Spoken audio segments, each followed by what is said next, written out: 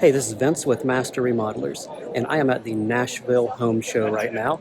And you may say, Vince, why in the world did you go to Nashville for a home show? Knoxville has our own home shows, like the Dogwood Arts Show. Well, we decided to run out here to Nashville to visit some friends that we have that have a remodeling company here in town, and visit them at their booth, and also just see what a larger market might have that Knoxville doesn't have.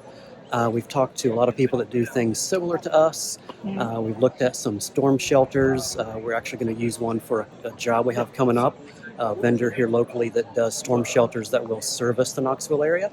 And we've made a few other connections with industry suppliers and other people that can help us on our jobs and help our customers here in Knoxville.